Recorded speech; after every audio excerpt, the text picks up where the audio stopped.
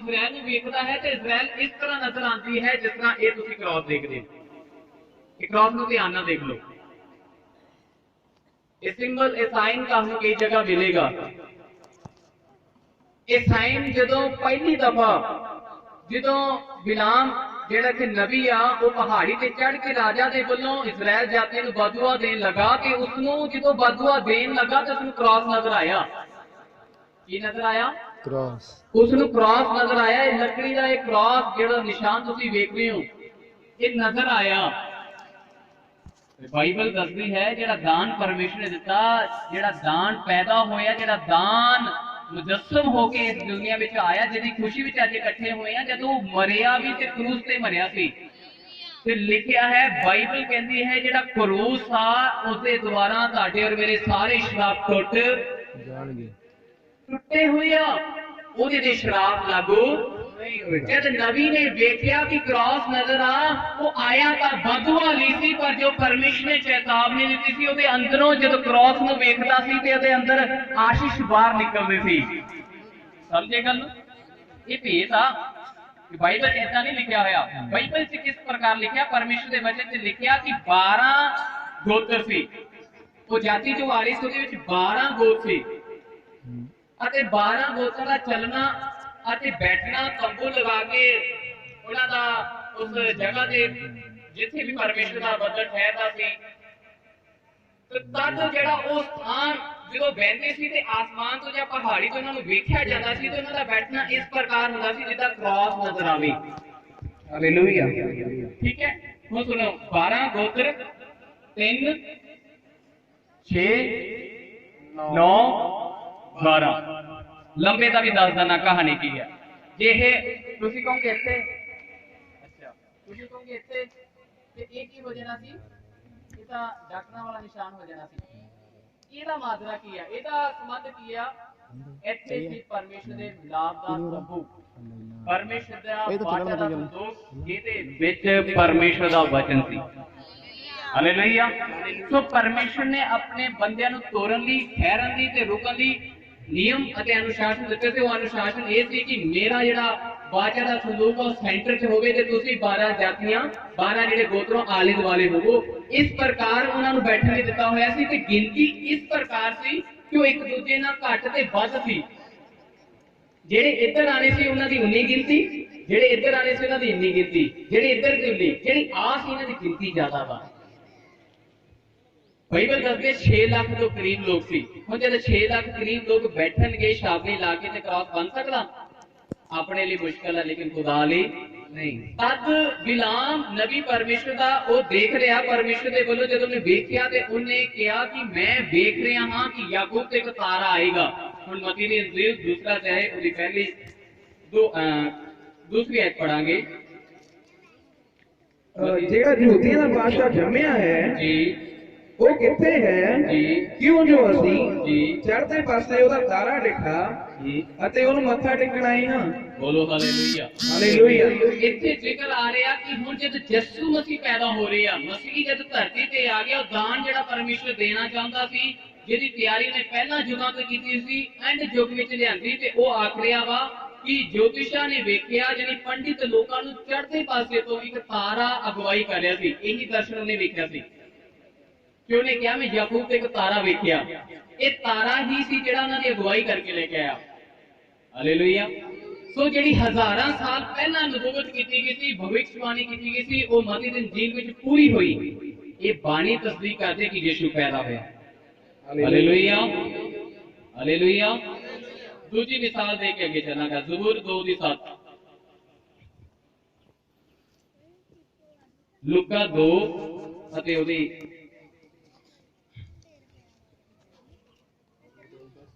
ਹਾਂਜੀ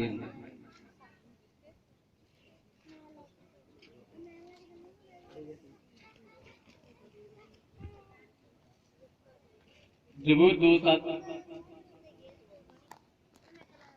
ਮੈਂ ਫਰਮਾਨ ਦਾ ਹੁਕਮ ਦਿਆਂਗਾ, ਯਹੋਵਾ ਨੇ ਮੈਨੂੰ ਆਖਿਆ ਹੈ ਕਿ ਤੂੰ ਮੇਰਾ ਪੁੱਤਰ ਹੈ, ਮੈਂ ਅੱਜ ਤੈਨੂੰ ਜਨਮ ਦਵਾਇਆ ਹੈ। ਹਾਲੇਲੂਇਆ। ਇੱਥੇ ਜਿਹੜਾ ਜਦੋਂ ਪੜ੍ਹਦੇ ਆ ਤੇ ਲੱਗਦਾ ਕਿ ਦਾਊਦ ਲਿਖ ਰਿਹਾ ਵੀ ਦਾਊਦ ਸ਼ਾਇਦ ਲੱਗਦਾ ਆਪਣੇ ਸੰਬੰਧ ਚ ਲਿਖ ਰਿਹਾ, पर जेड़ा जिक्र हो रहा मसीह के नाम से हो रहा, क्योंकि जो इस जबूर शुरुआत च पढ़ोगे तो एक आयत से लिखा मसीह के विरुद्ध क्यों उठ खड़े हो, ਤੇ ਇਹਦਾ ਫਿਕਰਾ ਇਹਦੇ ਨਾਲ ਮਿਲਦਾ ਵਾ ਜਦੋਂ ਲੂਕਾ ਦੀ ਇੰਜੀਲ ਉਹਦਾ 1:35 ਆਇਤ ਨੂੰ ਪੜ੍ਹਦੇ ਆ ਤੇ ਪਰਮੇਸ਼ਰ ਕਹਿੰਦਾ ਜਿਹੜਾ ਪੈਦਾ ਹੋਣ ਵਾਲਾ ਹੈ ਮਰੀਮ ਉਹ ਮੇਰਾ ਬੇਟਾ ਵਾ। ਹਾਲੇਲੂਇਆ, ਬੋਲੋ ਹਾਲੇਲੂਇਆ, ਹਾਲੇਲੂਇਆ। ਕਿਵੇਂ ਤੁਹਾਨੂੰ ਤਾਂ ਪੜ੍ਹਾ ਰਿਹਾ, ਤੁਹਾਡਾ ਪਹਿਲਾ ਸਟੈਪ ਕੰਪਲੀਟ ਹੋਇਆ ਕਿ ਯੀਸ਼ੂ ਦਾ ਜਨਮ ਹੋਇਆ। ਕੀ ਮਤਲਬ ਇੱਕ ਪ੍ਰਸ਼ਨ ਆਉਂਦਾ ਵਾ ਤੇ ਬਾਣੀ ਦੇ ਕੁਝ ਹਿੱਸੇ ਜਿਹੜੇ ਸੀ ਆਪਾਂ ਸਿਰਫ 2 ਹੀ ਪੜ੍ਹੇ ਆ, ਫਿਕਰੇ ਇਹ ਪੜ੍ਹ ਕੇ ਇਹ ਲੱਗ पूरी तरह दसता वा कि परमेश्वर यीशु मसीह पैदा हुए नहीं। आओ दूसरा स्टेप चलिए, मसीह का जन्म कदों होया, मसीह का जन्म कदों होया। पहला पत्र ओदी 1:20 आयत में पढ़ांगे, पहला पत्र 1:20।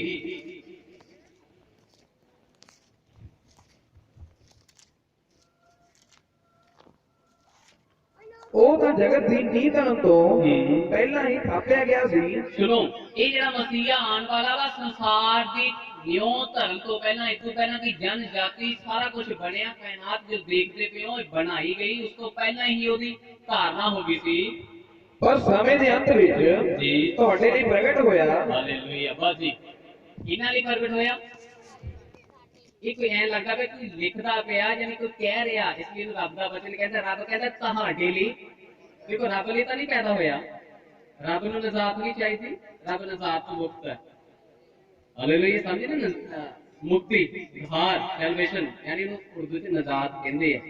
ਠੀਕ ਹੈ, ਨਜ਼ਾਤ ਤੋਂ ਰੱਬ ਨੂੰ ਨਹੀਂ ਚਾਹੀਦੀ ਤੇ ਰੱਬ ਲਿਖਦਾ ਪਿਆ ਨਬੀ ਦੇ ਦੁਬਾਰਾ ਪੜਾਂਗੇ। ਉਹ ਤਾਂ ਜਗਤ ਦੀ ਨੀਂਹ ਧਰਨ ਤੋਂ ਜੀ ਅੱਗੋਂ ਹੀ ਥਾਪਿਆ ਗਿਆ ਸੀ, ਪਹਿਲਾਂ ਹੀ ਤਿਆਰ ਕੀਤਾ ਗਿਆ, ਪਰ ਸਮੇਂ ਦੇ ਅੰਤ ਵਿੱਚ ਤੁਹਾਡੇ ਲਈ ਪ੍ਰਗਟ ਹੋਇਆ। ਤੇ ਤੁਹਾਡੇ ਲਈ ਪ੍ਰਗਟ ਹੋਇਆ। ਇਹ ਜਿਹੜਾ ਪ੍ਰਗਟ ਹੋਣ ਦਾ ਮਤਲਬ ਹੁੰਦਾ ਵੀ ਜਿਹੜਾ ਤੇ ਯੀਸ਼ੂ ਦਾ ਜਨਮ ਆ, ਉਹ ਜਨਮ ਜਿੱਦਾਂ ਆਪਾਂ ਸਮਝਦੇ ਆ ਉਦਾਂ ਨਹੀਂ, ਆਣਾ ਕਹਿੰਦੇ ਆ। ਕਿਉਂਕਿ ਯੀਸ਼ੂ ਦਾ ਜੇ ਜਨਮ ਹੋਇਆ ਵਾ ਤੇ ਇਹਦਾ ਮਤਲਬ ਪੈਦਾ ਹੋਇਆ ਵਾ, ਤੇ ਜੇ ਉਹ ਪੈਦਾ ਹੋਇਆ ਤੇ ਉਹ ਖੁਦਾਈ ਜਾਤ ਤੋਂ ਬਾਹਰ ਹੋ ਜਾਏਗਾ। ਉਹ ਪੈਦਾ ਨਹੀਂ ਹੋਇਆ ਬਲਕਿ ਉਹ ਦੇਹ ਧਾਰਨ ਹੋਇਆ ਵਾ। ਹਾਲੇਲੂਇਆ। ਜਦੋਂ ਤੁਸੀਂ ਅਗਲੇ 3 ਸਟੈਪ ਪੜੋਗੇ ਸੁਣੋਗੇ ਤੁਹਾਨੂੰ ਸਾਰਾ ਸਮਝ ਕਿਉਂ, ਕਿਉਂਕਿ ਜੇ ਪੈਦਾ ਹੋਇਆ ਹੁੰਦਾ ਤੇ ਸੰਸਾਰ ਦੀ ਨੀਂਹ ਧਰਨ ਤੋਂ ਪਹਿਲਾਂ ਨਾ ਹੁੰਦਾ, ਅੰਤ ਵਿੱਚ ਨਾ ਸਾਡੇ ਲਈ ਆਂਦਾ। ਇੱਥੇ ਲਿਖਿਆ ਵਾ ਕਿ ਪਰਮੇਸ਼ਰ ਦੀ ਪਲੈਨਿੰਗ ਪਹਿਲਾਂ ਤੋਂ ਸੀ ਤੇ ਉਹਨੇ ਸਮੇਂ ਦੇ ਜਦ ਉਹਨੂੰ ਪਤਾ ਵਾ ਕਿ ਅੱਜ ਦੇ ਹਾਲਾਤ ਕੀ ਆ ਤੇ ਉਸ ਸਮੇਂ ਦੇ ਹਾਲਾਤ ਕੀ ਹੋਣਗੇ, ਉਸ ਸਮੇਂ ਪਰਮੇਸ਼ਰ ਨੇ ਆਪਣਾ ਬੇਟਾ ਭੇਜ। ਹਾਲੇਲੂਇਆ। ਸੋ ਆਓ ਤੀਸਰੇ ਵੱਲ ਚੱਲਾਂਗੇ, ਮਸੀਹ ਦਾ ਜਨਮ ਕਿੱਥੇ ਹੋਇਆ। ਸੋ ਕਿੰਨੇ ਜਾਣਦੇ ਕਿੱਥੇ ਹੋਇਆ ਮਸੀਹ ਦਾ ਜਨਮ? ਬੋਲਾਂਗੇ ਕਿੱਥੇ ਹੋਇਆ ਜੀ? ਬੈਤਲਹਮ ਵਿੱਚ। ਧਿਆਨ ਨਾਲ ਸੁਣੋ, ਕਿੱਥੇ ਹੋਇਆ ਜੀ? ਬੈਤਲਹਮ। ਕਿੱਥੇ ਹੋਇਆ ਜੀ? ਬੈਤਲਹਮ ਦੇ ਵਿੱਚ। ਬੈਤਲਹਮ ਦੇ ਵਿੱਚ। ਆਓ ਅਸੀਂ ਪੜਾਂਗੇ ਯਹੇਜ਼ਕੇਲ ਨਬੀ ਦੀ ਕਿਤਾਬ 5 ਅਧਿਆਇ ਉਹਦੀ 5 ਆਇਤ।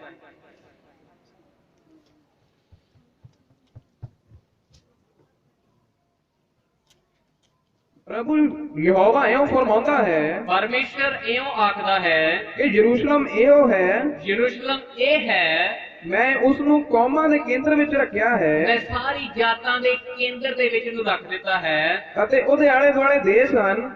ਉਹਦੇ ਆਲੇ ਦੁਆਲੇ ਕੀ ਨੇ? ਦੇਸ਼ ਨੇ। ਅਤੇ ਉਸਨੇ ਮੇਰੇ ਨਿਯਮਾਂ ਦੇ ਵਿਰੁੱਧ। ਇੱਥੇ ਜਿਹੜੀ ਫਿਕਰਾ ਦਿੱਤਾ, ਇੱਥੇ ਜਿਹੜੀ ਬਾਣੀ ਦਾ ਵਚਨ ਆਇਆ, ਉਹ ਇਹ ਕਹਿ ਰਿਹਾ ਹੈ ਕਿ ਪਰਮੇਸ਼ਰ ਨੇ, ਜਿਹਦਾ ਸਵਾਲ ਹੁੰਦਾ ਕਿ ਮਸੀਹਾ ਜੇ ਪੈਦਾ ਹੋਇਆ ਵਾ ਤੇ ਬੈਤਲਹਮ ਵਿੱਚ ਕਿਉਂ ਹੋਇਆ, ਇਜ਼ਰਾਈਲ ਵਿੱਚ ਕਿਉਂ ਹੋਇਆ? ਉਹਦਾ ਇੱਕੋ ਹੀ ਕਾਰਨ ਹੈ। ਉਹਦਾ ਕਾਰਨ ਇਹ ਹੈ ਕਿ ਪਰਮੇਸ਼ਰ ਨੇ ਸੈਂਟਰ ਨੂੰ ਚੁਣਿਆ। ਹਾਲੇਲੂਇਆ। ਕਿਹਨੂੰ ਚੁਣਿਆ? ਸੈਂਟਰ। ਨਾ ਤਾਂ ਈਸਾਈ ਜਿਹਦੇ ਅੱਜ ਅਸੀਂ ਸਮਝਦੇ ਹਾਂ ਅੱਜ ਦੀ ਭਾਸ਼ਾ ਨਾਲ, ਨਾ ਤਾਂ ਇਹ ਕਹਿ ਸਕਣ ਕਿ ਕ੍ਰਿਸਚੀਅਨ ਲੋਕ ਯਿਸੂ ਸਾਡਾ ਹੈ, ਤੇ ਨਾ ਹਿੰਦੂ ਲੋਕ ਕਹਿ ਸਕਣ ਕਿ ਯਿਸੂ ਸਾਡਾ ਹੈ, ਤੇ ਨਾ ਹੀ ਸਿੱਖ ਭਰਾ ਕਹਿ ਸਕਣ ਕਿ ਯਿਸੂ ਸਾਡਾ ਹੈ, ਤੇ ਨਾ ਹੀ ਇਸਲਾਮ ਭਰਾ ਕਹਿ ਸਕੇ ਯਿਸੂ ਸਾਡਾ ਹੈ। ਉਹਨੇ ਪਰਮੇਸ਼ਰ ਨੇ ਸਾਰੀ ਗੱਲਾਂ ਨੂੰ ਹਟਾ ਕੇ ਉਹਨੂੰ ਸੈਂਟਰ 'ਚ ਲੈ ਕੇ ਆਂਦਾ ਤਾਂ ਜੋ ਕੋਈ ਵੀ ਕਹਿ ਨਹੀਂ ਸਕਦਾ ਨਾ ਸਕੇ ਅਤੇ ਉਹਦੇ ਵਚਨ ਨੂੰ ਸਵੀਕਾਰ ਕਰੇ ਕਿ ਪਰਮੇਸ਼ਰ ਨੇ ਸੈਂਟਰ ਇਸ ਲਈ ਚੁਣਿਆ ਕਿ ਉਹ ਸਾਰਿਆਂ ਦੇ ਲਈ ਹੈ। Hallelujah, hallelujah, hallelujah. ਸੋ ਇੱਥੇ ਜਿਹੜਾ ਪਰਮੇਸ਼ਰ ਦਾ ਵਚਨ ਲਿਖਿਆ ਕਿ ਪਰਮੇਸ਼ਰ ਨੇ ਯਰੂਸ਼ਲਮ ਨੂੰ, ਯਾਨੀ ਜਿੱਥੇ ਬੈਤਲਹਮ ਨਗਰੀ ਆ, ਉੱਥੇ ਇਸ ਲਈ ਚੁਣਿਆ ਕਿਉਂਕਿ ਉਹ ਸੈਂਟਰ ਦੇ ਵਿੱਚ ਆ, ਤਾਂ ਕਿ ਆਉਣ ਵਾਲੀ ਦੁਨੀਆ ਦੇ ਵਿੱਚ, ਆਉਣ ਵਾਲੇ ਸਮੇਂ ਦੇ ਵਿੱਚ ਕਦੀ ਵੀ ਕੋਈ ਫਸਾਦ ਨਾ ਹੋਵੇ ਤੇ ਇਹ ਨਾ ਕਹਿ ਸਕੇ ਕਿ ਇਹ ਸਾਡੇ ਲਈ ਸੀ। ਨਹੀਂ, ਜਦੋਂ ਉੱਥੇ ਜੋ ਪਹਿਲਾਂ ਪੜਿਆ ਕਿ ਪਰਮੇਸ਼ਰ ਨੇ ਆਪਣਾ ਬੇਟਾ ਤੁਹਾਡੇ ਲਈ ਦਿੱਤਾ, ਇਹਦਾ ਮਤਲਬ ਸਭਨਾਂ ਦੇ ਲਈ ਸੀ। ਹਾਲੇਲੂਇਆ। ਆਓ ਅਸੀਂ ਅਗਲੀ ਗੱਲ ਨੂੰ ਸੁਣਾਂਗੇ। ਤੇ ਯਿਸੂ ਦਾ ਜਨਮ ਕੁਝ ਕਹਿੰਦੇ ਆ ਕਿ ਚਰਨੀ ਦੇ ਵਿੱਚ ਹੋਇਆ। ਕਿੱਥੇ ਹੋਇਆ? ਚਰਨੀ ਚ ਨਹੀਂ ਹੋਇਆ। ਆਪਾਂ ਥੋੜਾ ਜਿਹਾ ਪੜ੍ਹ ਲਵਾਂਗੇ। ਲੂਕਾ ਦੀ ਜੀ 2 ਉਹਦੀ 7 ਆਇਤ ਨੂੰ। ਚਰਨੀ ਚ ਨਹੀਂ ਹੋਇਆ, यानी भेड़शाला, ਅਸਤਬਲ, ਕਬੀਲਾ, ਠੀਕ ਹੈ। ਅਤੇ ਉਹ ਆਪਣਾ ਜੇਠਾ ਦਾ ਸਥਾਨ ਹੁੰਦਾ ਹੈ। ਹਾਂਜੀ।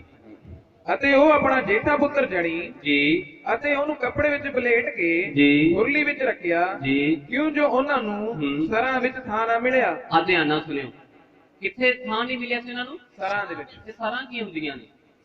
ਰਹਿਣ ਦੀ ਜਗ੍ਹਾ, ਸ਼ਹਿਰ ਦੀ।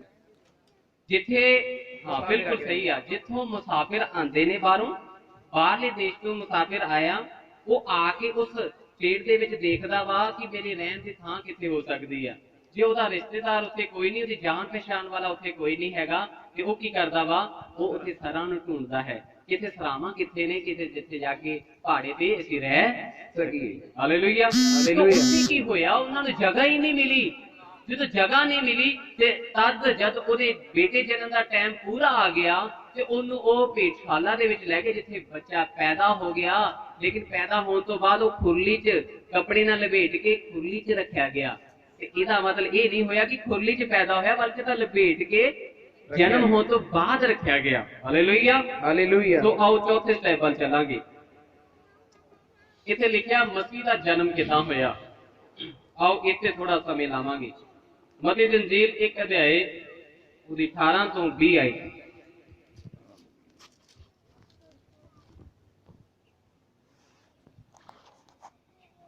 ਯਿਸੂ ਮਸੀਹ ਦਾ ਜਨਮ ਇਉਂ ਹੋਇਆ ਜੀ ਕਿ ਜਦ ਉਹਦੀ ਮਾਤਾ ਮਰੀਅਮ ਦੀ ਜੀ ਯੂਸਫ ਨਾਲ ਕੁੜਮਾਈ ਹੋਈ ਸੀ ਜੀ ਤਾਂ ਉਹਨਾਂ ਦੇ ਇਕੱਠੇ ਹੋਣ ਤੋਂ ਪਹਿਲਾਂ ਜੀ ਉਹ ਪਵਿੱਤਰ ਆਤਮਾ ਤੋਂ ਗਰਭਵਤੀ ਪਾਈ ਗਈ। ਠੀਕ ਹੈ। ਸਾਰੇ ਜਾਣਦੇ ਯੀਸ਼ੂ ਦੀ ਮਾਤਾ ਦਾ ਨਾਮ ਕੀ ਆ? ਮਰੀਅਮ। ਕੀ ਹੈ ਜੀ? ਮਰੀਅਮ। ਇੱਥੇ ਲਿਖਿਆ ਹੈ, ਬਾਣੀ ਦੱਸਦੀ ਹੈ ਕਿ ਜਦ ਯਿਸੂ ਦਾ ਜਨਮ ਇਸ ਪ੍ਰਕਾਰ ਯਾਨੀ ਇਉਂ ਹੋਇਆ ਕਿ ਜਦੋਂ ਉਹਦੀ ਮਾਤਾ ਮਰੀਅਮ ਦੀ ਕੁੜਮਾਈ ਯੂਸਫ ਦੇ ਨਾਲ ਹੋਈ, ਤੇ ਇਸ ਤੋਂ ਪਹਿਲਾਂ ਕਿ ਉਹਨਾਂ ਦਾ ਵਿਆਹ ਹੋ ਜਾਵੇ, ਉਹ ਇਕੱਠੇ ਹੋਣ, ਉਹ ਮੇਲ ਮਿਲਾਪ ਕਰਨ, ਉਸ ਤੋਂ ਪਹਿਲਾਂ ਹੀ ਉਹ ਪਵਿੱਤਰ ਆਤਮਾ ਦੇ ਦੁਆਰਾ ਗਰਭਵਤੀ ਪਾਈ ਗਈ। ਹਾਲੇਲੂਇਆ। ਇਹਦੇ ਦੁਆਰਾ ਪਵਿੱਤਰ ਜਿਹੜਾ ਇੱਥੇ ਜਿਹੜੇ ਗ੍ਰੀਕ ਭਾਸ਼ਾ ਦਾ ਜਿਹੜਾ ਸ਼ਬਦ ਆ ਉਹ ਰੂਹ ਆ, ਤੇ ਜਿਹੜਾ ਰੂਹ ਆਪ ਸ਼ਬਦ ਆ ਉਹ ਰੱਬ ਦੇ ਆਤਮਾ ਨਾਲ ਸੰਬੰਧਿਤ ਆ। ਤੇ ਇਸ ਲਈ ਇੱਥੇ ਜਿਹੜਾ ਪਵਿੱਤਰ ਆਤਮਾ ਆਇਆ ਵਾ, ਮਤਲਬ ਪਰਮੇਸ਼ਰ ਦੇ ਆਤਮਾ ਦੇ ਦੁਆਰਾ ਪੈਦਾ ਹੋਇਆ। ਸੋ ਆਓ ਇਸ ਨੂੰ ਹੋਰ ਕਰਾਂਗੇ। ਲੂਕਾ 1 ਅਧਿਆਇ ਉਹਦੀ 34 ਤੇ 35 ਹੈ। ਵਾਪਸ ਤੇ ਫੇਰ ਆਵਾਂਗੇ। ਤਦ ਮਰੀਅਮ ਨੇ ਦੂਤ ਨੂੰ ਆਖਿਆ, ਜੀ ਇਹ ਕਿਵੇਂ ਹੋਵੇਗਾ? ਜਦੋਂ ਰੱਬ ਦੇ ਵੱਲੋਂ ਦੂਤ ਸੁਨੇਹਾ ਲੈ ਕੇ ਮਰੀਅਮ ਦੇ ਕੋਲ ਆਇਆ ਤੇ ਮਰੀਅਮ ਨੇ ਆਖਿਆ ਕਿਸ ਪ੍ਰਕਾਰ ਹੋਏਗਾ? ਅੱਗੇ ਜੀ, ਜਦ ਮੈਂ ਪੁਰਸ਼ ਨੂੰ ਨਹੀਂ ਜਾਣਦੀ।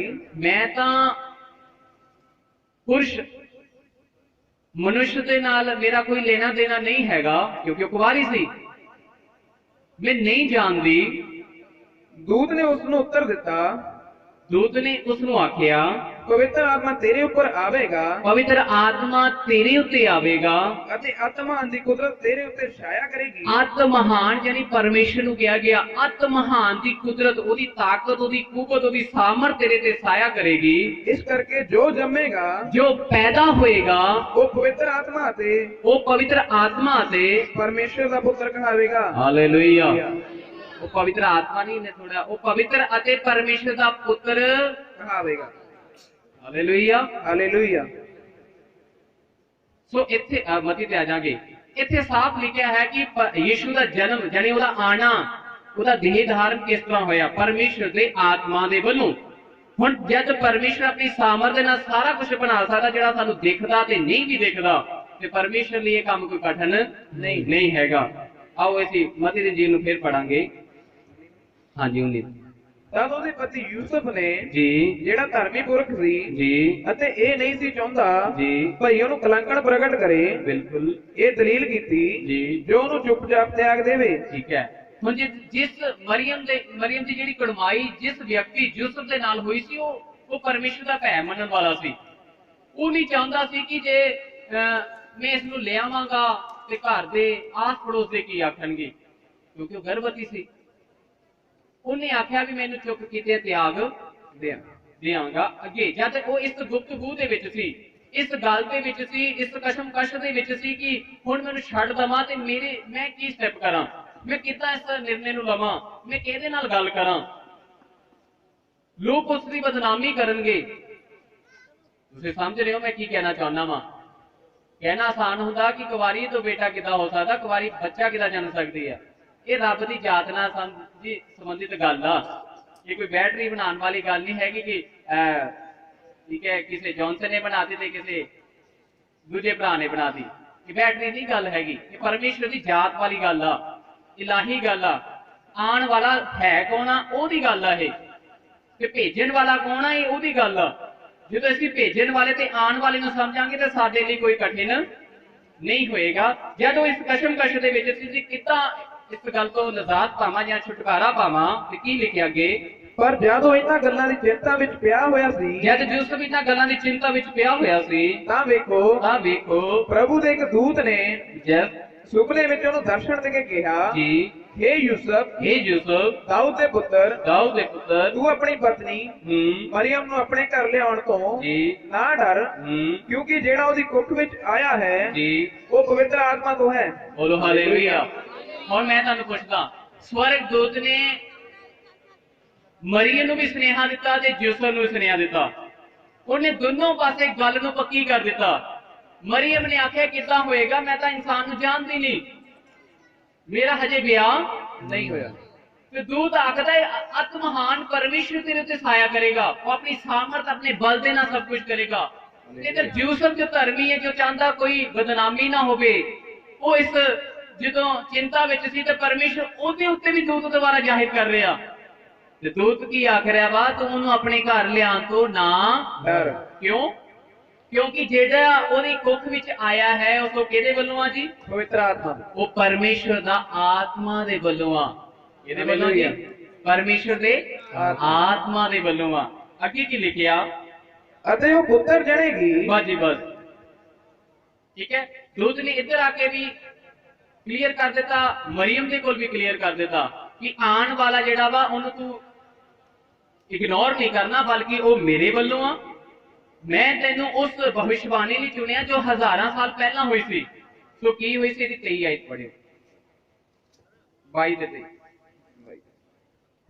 ਇਹ ਸਭ ਕੁਝ ਇਸ ਲਈ ਹੋਇਆ ये यीशु के आन तो 800 साल पहला लिखा गया। ਭਈ ਇਹ ਗੱਲ ਪੂਰੀ ਹੋਵੇ ये इसलिए होया, ये अंजील दा नबी आख रहा है, इसलिए होया वा यीशु इदा पैदा होया। क्यों इदा पैदा होया? क्योंकि ਜਿਹੜੀ ਗੱਲ ਪ੍ਰਭੂ ਨੇ जेड़ी गल प्रभु ने यानी परमेश्वर ने ਨਬੀ ਦੀ ਜਵਾਨੀ ਆਖੀ ਸੀ, नबी दी जवानी आखी सी, ਉਹ ਪੂਰੀ ਹੋਵੇ वो पूरी होवे। ਕਿ ਵੇਖੋ ਕੁਆਰੀ ਗਰਭਣੀ ਹੋਵੇਗੀ देखो कुवारी गर्भवती होवेगी ਅਤੇ ਪੁੱਤਰ ਜਣੇਗੀ अते पुत्र जनेगी ਅਤੇ ਉਹ ਉਸ ਦਾ ਨਾਮ ਇਮਾਨੂਅਲ अते ਰੱਖਣਗੇ, ओ उसका नाम इमानुएल रखणगे, ਜਿਹਦਾ ਇਹ ਅਰਥ ਹੈ जेदा ये अर्थ होवेगा ਪਰਮੇਸ਼ਰ ਸਾਡੇ ਸੰਗ। हालेलुया। तो आने वाला कौन है जी? बिल्कुल। भेजन वाला कौन आ? परमेश्वर। हुण इस फिकरा जिहड़ा पढ़िया गया, जिहदा अर्थ दस्सिया गया इमानुएल आ रहा, उसदा अर्थ है परमेश्वर साडे संग। और मैं तुहानू पता भेजन वाला कौन? बोलो। परमेश्वर। संगदे हो? असां दुनिया तो नहीं सुनाना जिस नाम नूं जपदे ਜਾਵਾਂਗੇ तेरी हमद ਸੁਣਾਵਾਂਗੇ। नचांगे गावांगे। अजे अपने रुतबे च नहीं असीं आए हैगे, ठीक है? समझ गए? देखो भाजी समझे कि इशारा आ गया ना। सो इत्थे जो लिखिया भेजन वाला कौन? परमेश्वर। परमेश्वर। आन वाला कौन? परमेश्वर ਦਾ ਪੁੱਤਰ। और दोबारा मैं पूछना, हुण ना गलती करियो। भेजन वाला कौन? पिता परमेश्वर। आन वाला कौन? यीशु मसीह।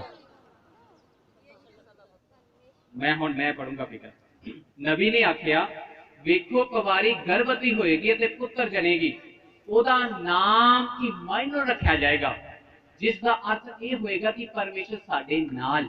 और मैं फिर एक बारी पूछना हूं, दोबारा गलत ना करियो। भेजन वाला कौन? आन वाला कौन? परमेश्वर। कौन समझे? हालेलुया। हालेलुया। की ओदा अर्थ की है? परमेश्वर साडे संग। ਫਿਰ ਪੁੱਤਰ ਕਿਦਾਂ ਹੋਇਆ?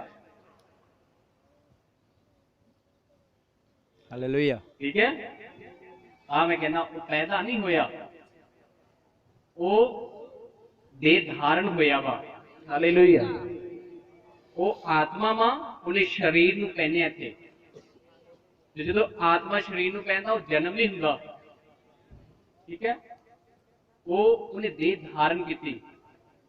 वो है सी, ਉਹਦੇ पैदा होने वाली कोई नहीं, क्योंकि जे वो पैदा होता तो फिर यीशु अल्फा ते ओमेगा कहा गया, यानी आदि ते अंत, यानी वही शुरुआत आ वही अंत आ, और कुछ नहीं हैगा।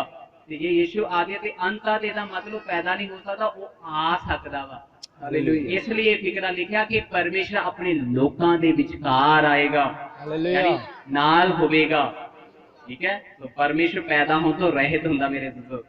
हालेलुया।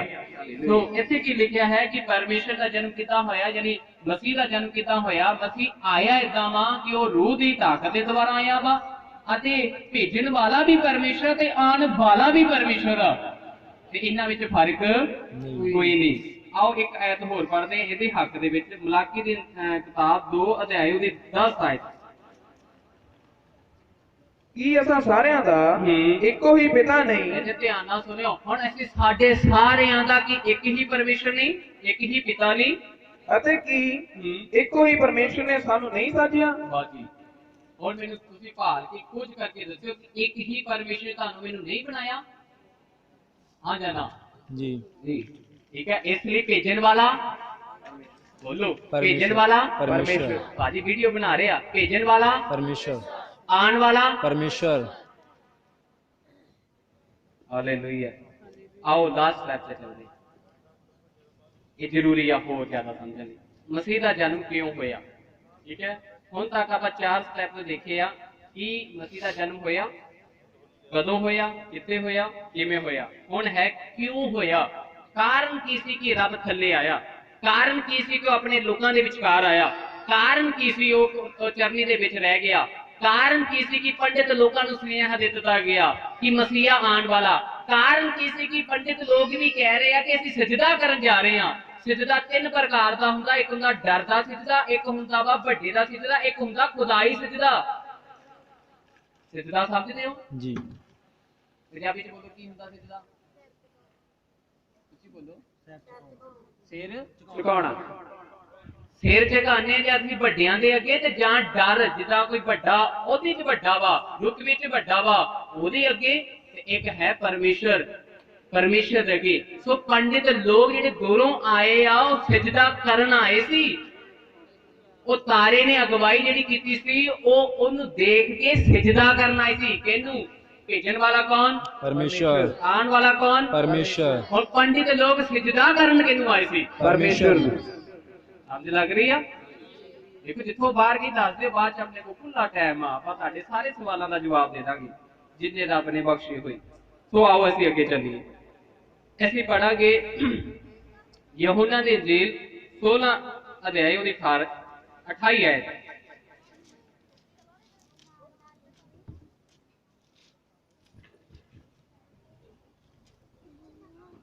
ਮੈਂ ਪਿਤਾ ਵਿੱਚੋਂ ਨਿਕਲ ਕੇ ਜਗਤ ਵਿੱਚ ਆਇਆ ਹਾਂ।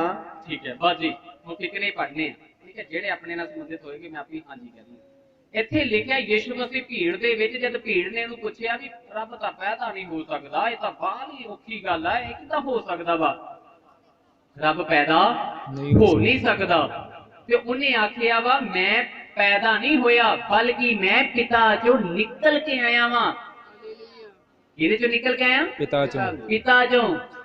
पिता उस परमेश्वर जो मलाकी 2:10 ਵਿੱਚ ਪੜਿਆ, ਉਹਦੇ ਵਿੱਚੋਂ ਨਿਕਲ ਕੇ ਆਇਆ, ਜਿਸਨੇ ਤੁਹਾਨੂੰ ਔਰ ਮੈਨੂੰ ਬਣਾਇਆ, ਉਹਦੇ ਵਿੱਚੋਂ ਨਿਕਲ ਕੇ ਆਇਆ ਵਾਂ।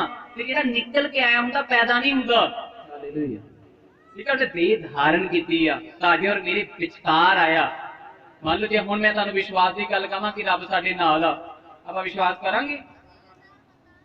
ਰਹਾਨੀ ਗੱਲ ਕਰਨਾ ਪਏਗਾ, ਹੈਨਾ। ਤੇ ਜੇ ਦਿਨ ਮਾੜੇ ਹੋਣ ਫਿਰ ਔਖਾ ਹੋ ਜਾਂਦਾ ਨਾ, ਰੱਬ ਨਾਲ ਆ ਫਿਰ ਦਿਨ ਥੋੜੀ ਮਾੜੇ ਹੋਣੇ ਚਾਹੀਦੇ ਸੀ। ਕੀ ਕਹਿੰਦੇ? ਬੋਲੋ ਹਾਲੇਲੂਇਆ ਕਹਿ ਦੋ। ਹਾਲੇਲੂਇਆ। ਹੋਰ ਉੱਚੀ ਇਕੱਠੇ ਮਿਲ ਕੇ ਭਰਾਵਾਂ ਵਿੱਚੋਂ ਹਾਲੇਲੂਇਆ। हालेलुया ठीक है, ऐसे परमेश्वर यीशु मसीह भीड़ ਦੇ ਵਿੱਚ ਕਹਿ ਰਿਹਾ ਕਿ ਮੈਂ ਪੈਦਾ ਨਹੀਂ ਹੋਇਆ। ਗੱਲ ਤੁਹਾਡੀ ਸੱਚੀ ਆ, ਮੈਂ ਤਾਂ ਨਿਕਲ ਕੇ ਆਇਆ ਵਾਂ, ਮੈਂ ਤਾਂ ਉਹਦੇ ਨਾਲ ਹੀ ਸੀ ਜਿਹਨੂੰ ਤੁਸੀਂ ਸਜਦਾ ਕਰਦੇ, ਮੈਂ ਤਾਂ ਉਹੀ ਆ। ਮੈਂ ਤੁਹਾਡੇ ਬਾਪ ਦਾਦਿਆਂ ਨੇ ਨਬੂਵਤ ਕੀਤੀ ਸੀ ਕਿ ਕੁਵਾਰੀ ਗਰਭਵਤੀ ਹੋਏਗੀ ਤੇ ਉਹ ਪੁੱਤਰ ਨੂੰ ਪੈਦਾ ਕਰੇਗੀ ਜਿਹਦਾ ਨਾਮ ਇਮਾਨੁਅਲ ਹੋਏਗਾ। ਹਾਲੇਲੂਇਆ। ਅਤੇ ਲਿਖਿਆ ਹੋਏਗਾ ਕਿ ਪਰਮੇਸ਼ਰ ਸਾਡੇ ਨਾਲ ਆ। ਇੱਕ ਨਬੀ ਹੋਰ ਆਖਦਾ ਕਿ ਪਰਮੇਸ਼ਰ ਆਪਣੇ ਲੋਕਾਂ ਦੇ ਨਾਲ ਡੇਰਾ ਕਰੇਗਾ। Hallelujah hallelujah. ਸੋ ਇਹ ਗੱਲ ਪਹਿਲੀ ਯਿਸੂ ਮਸੀਹ ਨੇ ਬੋਲੀ ਕਿ ਮੈਂ ਭਾਈ ਪਿਤਾ ਦੇ ਵਿੱਚੋਂ ਨਿਕਲ ਕੇ ਸੰਸਾਰ ਵਿੱਚ ਆਇਆ ਵਾਂ। ਦੂਸਰੀ ਗੱਲ, ਹੁਣ ਕਿਉਂ ਆਇਆ? ਯਹੂਨਾ 3:16 ਕਿਉਂਕਿ ਪਰਮੇਸ਼ਰ ਨੇ ਜਗਤ ਨੂੰ ਅਜਿਹਾ ਪਿਆਰ ਕੀਤਾ ਜੀ ਕਿ ਉਸਨੇ ਆਪਣਾ ਇਕਲੌਤਾ ਪੁੱਤਰ ਦੇ ਦਿੱਤਾ ਜੀ ਤਾਂ ਕਿ ਜੋ ਕੋਈ ਉਸ ਉੱਤੇ ਵਿਸ਼ਵਾਸ ਕਰੇ ਜੀ ਨਾਸ਼ ਨਾ ਹੋਵੇ ਜੀ ਬਲਕਿ ਸਦੀਪਕ ਜੀਵਨ ਪਾਵੇ। ਬੋਲੋ ਹਾਲੇਲੂਇਆ। ਹਾਲੇਲੂਇਆ। ਸਮਝ ਗਏ? ਆਪਾਂ ਦੇਖ ਰਹੇ ਮਸੀਹ ਕਿਉਂ ਆਇਆ। ਇਹ ਕਿਉਂ ਦੇ ਵਿੱਚ ਆ। ਪਹਿਲਾ ਸਟੈਪ ਤੁਹਾਨੂੰ ਦੱਸਿਆ ਵੀ ਉਹ ਪੈਦਾ ਹੋਣ ਤੋਂ ਰਹਿਤ, ਇਸ ਲਈ ਉਹਨੇ ਕਿਹਾ ਮੈਂ ਬਾਪ ਚੋਂ ਨਿਕਲ ਕੇ ਆਇਆ ਵਾਂ। ਉਹ ਆਤਮਾ ਵਾ, ਉਹਨੇ ਜਿਸਮ ਧਾਰਿਆ ਵਾ। ਠੀਕ ਹੈ। ਦੂਜੀ ਵਿੱਚ ਆਇਆ ਵੀ ਉਹਨੇ ਹੁਣ ਕਿਉਂ ਵਾਲੇ ਤੇ ਆ ਗਿਆ ਵੀ ਉਹਨੇ ਕਿਉਂ ਆਇਆ ਵਾ। ਪਹਿਲਾਂ ਹੀ ਫਿਕਰੇ ਚ ਲਿਖਿਆ ਕਿ ਪਿਤਾ ਪਰਮੇਸ਼ਰ ਨੇ ਸੰਸਾਰ ਦੇ ਨਾਲ ਤੁਹਾਡੇ ਔਰ ਮੇਰੇ ਨਾਲ ਕੀ ਕੀਤਾ ਜੀ? ਪ੍ਰੇਮ ਕੀਤਾ, ਪਿਆਰ ਕੀਤਾ ਅਤੇ ਆਪਣਾ ਇਕਲੌਤਾ ਬੇਟਾ ਦੇ ਦਿੱਤਾ ਤਾਂ ਜੋ ਕੋਈ ਨਾਸ਼ ਨਾ ਹੋਵੇ ਜੋ ਕੋਈ ਵਿਸ਼ਵਾਸ ਕਰੇਗਾ ਉਹ ਅਨੰਤ ਜੀਵਨ ਪਾਵੇਗਾ। ਅਨੰਤ ਜੀਵਨ ਦਾ ਮਤਲਬ ਹੈ ਸਵਰਗੀ ਜੀਵਨ। ਕਹਿੰਦੇ ਨੇ ਨਾ ਸਵਰਗਵਾਸੀ ਹੋ ਗਿਆ, ਉਹ ਵਾਲਾ ਜੀਵਨ। ਸਵਰਗ ਉਹਨੂੰ ਕਹਿੰਦੇ ਸਵਰਗੀ ਜੀਵਨ, ਅਨੰਤ ਜੀਵਨ, सदीपक जीवन, इटर्नल लाइफ, रजा कराने की जिंदगी उर्दू ਦੇ ਵਿੱਚ ਗਜ਼ਲ ਤੋਂ ਜ਼ਿਆਦਾ ਹੈ। ਹਾਲੇਲੂਇਆ। आओ ਅੱਗੇ ਯਹੂਨਾ 18 ਦੀ 37 ਪੜਾਂਗੇ। ਯਿਸੂ ਕਿਉਂ ਆਇਆ, ਅਗਲੇ ਸਟੈਪ 'ਚ ਜਾ ਰਹੇ ਹਾਂ, ਇਸੇ ਨੂੰ ਅੱਗੇ ਵਧਾਉਂਦੇ ਹਾਂ। ਅੱਗੋਂ ਪਿਲਾਤੁਸ ਨੇ ਉਹਨੂੰ ਆਖਿਆ ਜੀ ਤਾਂ ਫਿਰ ਤੂੰ ਪਾਤਸ਼ਾਹ ਹੈ? ਯਿਸੂ ਨੇ ਉੱਤਰ ਦਿੱਤਾ ਜੀ ਸਤ ਬਚਨ ਜੀ ਮੈਂ ਪਾਤਸ਼ਾਹ ਹੀ ਹਾਂ। ਜੀ ਮੈਂ ਇਸੇ ਲਈ ਜਨਮ ਧਾਰਿਆ ਅਤੇ ਇਸ ਲਈ ਜਗਤ ਵਿੱਚ ਆਇਆ ਹਾਂ ਭਈ ਸਚਾਈ ਉੱਤੇ ਸਾਖੀ ਦਿਆਂ। ਬੋਲੋ ਹਾਲੇਲੂਇਆ। ਹਾਲੇਲੂਇਆ। ਯਿਸੂ ਮਸੀਹ ਕਹਿ ਰਹੇ ਆ ਕਿ ਕੋਈ ਫਿਕਰਾ ਬੋਲਾਂਗਾ, ਉਹ ਸਚਾਈ ਉੱਤੇ ਗਵਾਹੀ ਦੇਣ। ਸਾਖੀ ਮਤਲਬ ਗਵਾਹੀ ਦੇਣ ਆਇਆ, ਟੈਸਟਮਨੀ ਦੇਣ ਆਇਆ ਇਸ ਗੱਲ ਦੀ ਕਿ ਸਚਾਈ ਹੈ ਕੀ ਆ। ਸਚਾਈ ਹੈ ਕੀ ਆ, ਉਹ ਇਸ ਗੱਲ ਦੀ ਤਸਦੀਕ ਕਰਨ ਆਇਆ ਕਿ ਸਚਾਈ ਹੈ ਕੀ ਆ। ਜਦੋਂ ਰਾਜਾ ਪਿਲਾਤੁਸ ਦੇ ਕੇ ਖੜਾ ਵਾ, ਯਿਸੂ ਮਸੀਹ ਜਦੋਂ ਮੁਕੱਦਮੇ ਕਚਹਿਰੀ ਹੋ ਰਹੀ ਆ, ਉਹਨੂੰ ਕਰੂਸ ਤੇ ਚੜਾਇਆ ਜਾਣ ਲਈ ਤਿਆਰ ਕੀਤਾ ਜਾ ਰਿਹਾ ਤੇ ਪਿਲਾਤੁਸ ਰਾਜਾ ਬੋਲ ਰਿਹਾ ਵਾ ਕਿ ਯਿਸੂ ਤੂੰ ਕੌਣ ਆ, ਕਿ ਤੂੰ ਰਾਜਾ ਵਾ? ਉਹ ਕਹਿੰਦਾ ਬੇਸ਼ੱਕ ਸੱਚ ਗੱਲ ਹੈ, ਮੈਂ ਰਾਜਾ, ਪਾਤਸ਼ਾਹ ਯਾਨੀ ਰਾਜਾ ਹੀ ਹਾਂ। ਮੈਂ ਇਸ ਲਈ ਆਇਆ ਤੇ ਇਸ ਲਈ ਜਨਮ ਧਾਰਿਆ ਵਾ ਕਿ ਮੈਂ ਸਚਾਈ ਉੱਤੇ ਗਵਾਹੀ ਦਿਆਂ। ਅਗਲਾ ਜੀ 12 ਦੀ 46 ਯਹੂਨਾ ਦੀ ਜੀ।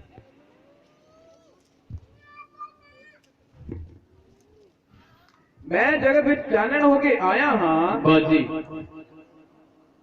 ਯਿਸੂ ਮਸੀਹ ਨੇ ਕੀ ਆਖਿਆ, ਆਪਾਂ ਦੇਖ ਰਹੇ ਹਾਂ ਕਿਉਂ ਆਇਆ। ਪਹਿਲਾਂ ਤਾਂ ਇਹ ਹੈ ਕਿ ਪਰਮੇਸ਼ਰ ਨੇ ਪਿਆਰ ਕਰ ਲਿਆ ਸਾਡੇ ਨਾਲ। ਦੂਜਾ ਇਹ ਹੈ ਕਿ ਉਹਨੇ ਗਵਾਹੀ ਦੇਣ ਲਈ ਹੈ ਸੱਚਾਈ ਦੇ ਉੱਤੇ। ਤੀਸਰੀ ਗੱਲ ਉਹ ਕਹਿੰਦਾ ਮੈਂ ਚਾਨਣ ਹੋ ਕੇ ਆਇਆ। ਤੇ ਜਦੋਂ ਚਾਨਣ ਹੋ ਕੇ ਕੋਈ ਆਂਦਾ ਵਾ ਤੇ ਦੂਜੇ ਨੂੰ ਕੀ ਮਿਲਦੀ ਉਹਦੇ ਤੋਂ? ਰੋਸ਼ਨੀ ਕਾਹਦੇ ਲਈ ਆ? ਦੇਖੋ ਹਨੇਰਾ ਕਾਹਦੇ ਲਈ ਆ? ਉਹ ਚਾਨਣ ਹੋ ਕੇ ਆਇਆ ਤਾਂ ਕਿ ਤਾਰੀਕੀ ਦੇ ਦਿਨ, ਹਨੇਰੇ ਦੇ ਦਿਨ ਦੂਰ ਕਰੇ। ਉਹਦਾ ਰੋਸ਼ਨੀ ਆ। ਹਾਲੇਲੂਇਆ। ਹਾਲੇਲੂਇਆ। ਹਾਲੇਲੂਇਆ। ਰੋਸ਼ਨੀ ਆ। ਉਹ ਇਸ ਲਈ ਆਇਆ ਤਾਂ ਕਿ ਤਾਰੀਕੀ ਯਾਨੀ ਹਨੇਰੇ ਦੇ ਦਿਨਾਂ ਨੂੰ ਦੂਰ ਕਰੇ। ਇਹਨਾਂ ਦੇ ਜੀਵਨਾਂ ਚੋਂ ਸਾਡੇ ਇਨਸਾਨ ਦੇ ਆਇਆ ਕਿਹਨਾਂ ਲਈ ਸੀ? ਉਹ ਕਹਿੰਦਾ ਤੁਹਾਡੇ ਲਈ ਆਇਆ। ਜੇ ਤੁਹਾਡੇ ਔਰ ਮੇਰੇ ਲਈ ਆਇਆ ਤੇ ਯਿਸੂ ਇਸ ਲਈ ਆਇਆ, ਇਸ ਲਈ ਉਹ ਪਰਮੇਸ਼ਰ ਥੱਲੇ ਆਇਆ ਕਿ ਤੁਹਾਡੇ ਔਰ ਮੇਰੇ ਜੀਵਨ 'ਚ ਹਨੇਰੇ ਦੇ ਦਿਨ ਦੂਰ ਹੋਣ। ਹਾਲੇਲੂਇਆ। ਤੇ ਅੱਜ ਤੋਂ ਬਾਅਦ ਆਪਣੇ ਜੀਵਨਾਂ ਨੂੰ ਥੋੜਾ ਜਿਹਾ ਚੇਂਜ ਕਰ ਲਿਓ। ਅਗਲਾ 9 ਦੀ 39 ਯਹੂਨਾ ਦੀ ਇੰਜੀਲ।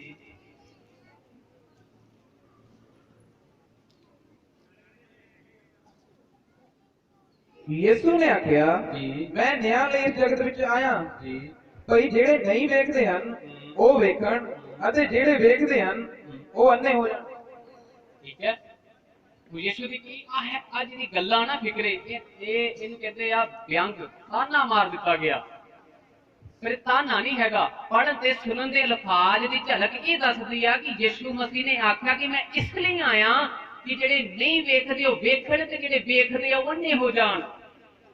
ਰੱਬ ਮੇਰੇ ਜਦੋਂ ਚਾਹੁੰਦਾ ਨਹੀਂ ਕੋਈ ਇੰਨਾ ਹੋ ਜਾਵੇ, ਇਹਦਾ ਮਤਲਬ ਜ਼ਰੂਰ ਫਿਰ ਰੱਬ ਨੇ ਬੋਲਿਆ ਤੇ ਰੱਬੀ ਜਾਤ ਨੇ ਬੋਲਿਆ ਵਾ, ਤੇ ਇਹਦਾ ਮਤਲਬ ਜ਼ਰੂਰ ਆਤਮਿਕ ਗੱਲ ਹੈ ਕੋਈ। Hallelujah hallelujah. ਉਹ ਪਰਮੇਸ਼ਰ ਕੀ ਕਹਿਣਾ ਚਾਹੁੰਦਾ ਮੇਰੇ ਜਦੋਂ ਜੋ ਬਾਈਬਲ ਦੇ ਅੱਗੇ ਜਾ ਕੇ ਲਿਖਿਆ, ਜਿਹਦੇ ਬਾਰੇ ਮੈਂ ਹੁਣ ਨਹੀਂ ਕਰਦਾ ਕਿਉਂਕਿ ਆਪਾਂ ਤੁਹਾਨੂੰ ਦੱਸਣਾ ਕਿ ਯਿਸੂ ਕਿਉਂ ਆਇਆ, ਸਟੱਡੀ ਨਹੀਂ ਪੂਰੀ ਦੇਣੀ ਹੈਗੀ। ਉਹ ਇਸ ਲਈ ਆਇਆ ਕਿ ਜਿਹੜਾ ਤੁਹਾਡੇ ਦਿਲਾਂ ਦੇ ਵਿੱਚ ਜਿਹੜਾ ਅੰਨਾਪਨ ਪਿਆ ਵਾ, ਵਿਵੇਕ ਦੇ ਵਿੱਚ ਜਿਹਨੂੰ ਬੁੱਧ ਕਹਿੰਦੇ ਹੋ, ਮਾਈਂਡ ਕਹਿੰਦੇ ਹੋ, ਉਹਦੇ ਵਿੱਚ ਅੰਨਾਪਨ ਪਿਆ, ਉਸ ਨੂੰ ਦੂਰ ਕਰਨ ਦੇ ਲਈ ਖੁਦਾ ਬੰਦਾ ਆਇਆ। ਹਾਲੇਲੂਇਆ। ਕਿਉਂਕਿ ਲਿਖਿਆ ਹੈ ਇਸ ਸੰਸਾਰ ਦੇ ਈਸ਼ਵਰ ਨੇ ਲੋਕਾਂ ਦੀ ਬੁੱਧ ਨੂੰ ਬੰਨ੍ਹ ਦਿੱਤਾ ਵਾ ਕਿ ਉਹ ਮਸੀਹ ਦੇ ਪੈਦਾ ਹੋਣ ਨੂੰ ਨਾ ਸਮਝਣ।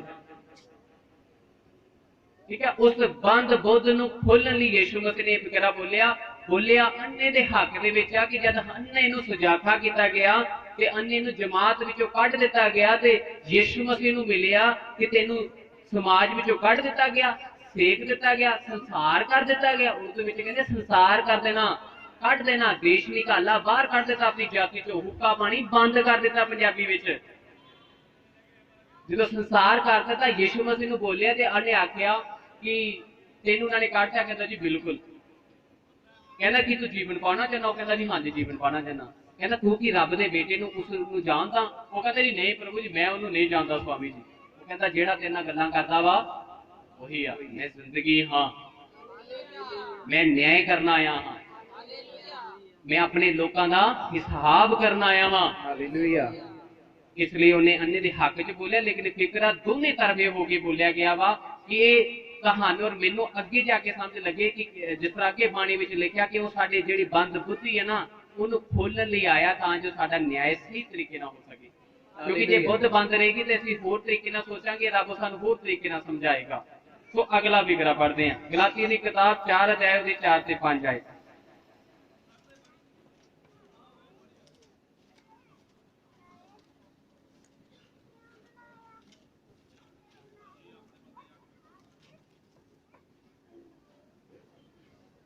ਪਰ ਜਦ ਸਮਾਂ ਪੂਰਾ ਹੋਇਆ, ਇੱਥੇ ਲਿਖਿਆ ਜਿੱਦਾਂ ਪਤਰਸ ਦੀ ਕਿਤਾਬ 'ਚ ਪੜ੍ਹਿਆ ਨਾ, ਕਦੋਂ ਆਇਆ? ਸਮਾਂ ਦੇ ਅੰਤ ਵਿੱਚ ਸਮਾਂ ਪੂਰਾ ਹੋਇਆ ਤਾਂ ਪਰਮੇਸ਼ਰ ਨੇ ਆਪਣੇ ਪੁੱਤਰ ਨੂੰ ਘੱਲਿਆ, ਪਰਮੇਸ਼ਰ ਨੇ ਆਪਣੇ ਬੇਟੇ ਨੂੰ ਘੱਲਿਆ, ਜਿਹੜਾ ਤੀਵੀਂ ਤੋਂ ਜੰਮਿਆ ਜਿਹੜਾ ਇਸਤਰੀ ਤੋਂ ਜੰਮਿਆ ਅਤੇ ਸ਼ਰਾਂ ਦੇ ਮੱਥੇ ਤੇ ਜੰਮਿਆ।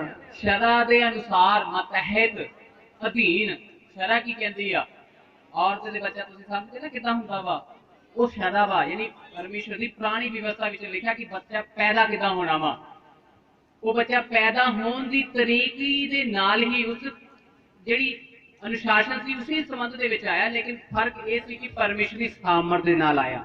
ਹਾਲੇਲੂਇਆ। ਇਸ ਲਈ ਲਿਖਿਆ ਕਿ ਅੰਤ ਦੇ ਵਿੱਚ, ਸਮੇਂ ਦੇ ਅੰਤ ਵਿੱਚ ਪਰਮੇਸ਼ਰ ਦਾ ਜਿਹੜਾ ਪੁੱਤਰ ਆਇਆ, ਪਰ ਆਇਆ ਇਸਤਰੀ ਦੇ ਦੁਆਰਾ ਹੀ ਆ, ਲੇਕਿਨ ਉਹ ਸ਼ਰਾ ਦੇ ਯਾਨੀ ਪਰਮੇਸ਼ਰ ਦੇ ਕਾਨੂੰਨ ਦੇ ਹੇਠਾਂ ਆਇਆ। ਕਿਉਂ ਆਇਆ? ਇਸ ਲਈ ਜੋ ਮੁੱਲ ਦੇ ਕੇ ਉਹਨਾਂ ਨੂੰ ਸ਼ਰਾਂ ਦੇ ਮਤਹਿਤ ਹਨ, ਜੋ ਸ਼ਰਾ ਯਾਨੀ ਅਨੁਸ਼ਾਸਨਾਂ ਦੇ ਅਧੀਨ ਹਨ, ਛੁਡਾ ਲਵੇ। ਅੱਗੇ ਪਹਿਲੇ ਪਾਲਕ ਪੁੱਤਰ ਹੋਣ ਦੀ ਪਦਵੀ ਸਾਨੂੰ ਪ੍ਰਾਪਤ ਹੋਵੇ। ਬੋਲੋ ਹਾਲੇਲੂਇਆ। ਹਾਲੇਲੂਇਆ। ਪਰਮੇਸ਼ਰ ਯਿਸੂ ਮਸੀਹ ਇਕਲੌਤਾ ਕਿਉਂ ਆ? ਉਹਦਾ ਸੰਬੰਧ ਤੁਹਾਨੂੰ ਸਮਝ ਲੱਗ ਗਿਆ ਕਿਉਂਕਿ ਤੁਸੀਂ ਔਰ ਮੈਂ ਲੈ ਕੇ ਪਾਲੇ ਗਏ ਆ। ਹਾਲੇਲੂਇਆ। ਜਿਹਨੂੰ ਕਹਿੰਦੇ ਅਡਾਪਟ ਕੀਤੇ ਹੋਏ। ਫਿਰ ਕਦੀ ਇਹਦੇ ਤੇ ਬੋਲਾਂਗੇ ਕਿਉਂਕਿ ਮੈਂ ਸਿਰਫ ਤੁਹਾਨੂੰ ਦੱਸਦਾ ਯਿਸੂ ਆਇਆ ਕਿਉਂ। ਤੁਹਾਨੂੰ ਔਰ ਮੈਨੂੰ ਖਰੀਦਣ ਦੇ ਲਈ ਆਇਆ, ਤੁਹਾਨੂੰ ਔਰ ਮੈਨੂੰ ਪਰਮੇਸ਼ਰ ਦੇ ਬੇਟੇ ਸੰਤਾਨ ਬਣਾਉਣ ਦੇ ਲਈ ਆਇਆ। ਹਾਲੇਲੂਇਆ। ਮਰਕੁਸ 10:45 ਪੜਾਂਗੇ ਜੀ।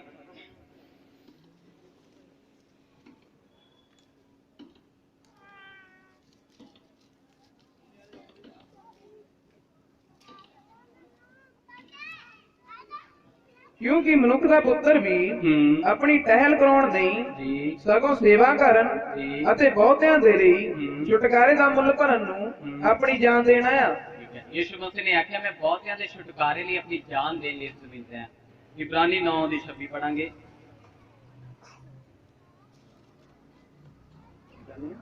ਇਬਰਾਨੀ 9:26।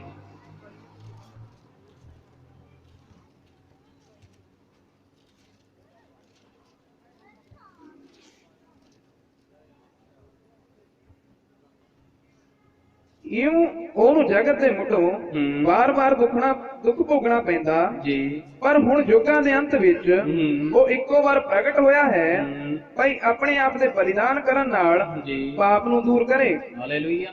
ਹਾਲੇਲੂਇਆ। ਕਹਿੰਦਾ ਸੰਸਾਰ ਦੇ ਜੀ ਉਹ ਬਾਰ-ਬਾਰ ਆਉਂਦਾ ਤੇ ਸੰਸਾਰ ਵਿੱਚ ਉਹਨੂੰ ਬਾਰ-ਬਾਰ ਕ੍ਰੂਸੀਫਾਈ ਸਹਿਣਾ ਪੈਂਦਾ, ਇਸ ਲਈ ਉਹ ਇੱਕੋ ਹੀ ਵਾਰ ਆਇਆ ਤੇ ਅੰਤ ਦੇ ਸਮੇਂ ਦੇ ਵਿੱਚ ਆਇਆ। ਮੇਰੇ ਤੋਂ ਇਹਦਾ ਮਤਲਬ ਬਾਈਬਲ ਪਰਮੇਸ਼ਰ ਦਾ ਵਚਨ ਸਾਨੂੰ ਸਾਫ਼ ਇਹ ਗੱਲ ਦੱਸਦਾ ਹੈ ਕਿ ਅੰਤ ਦੇ ਪੈਟਰਨ ਅੰਤ ਦੇ ਸਮੇਂ ਦੇ ਵਿੱਚ ਆ।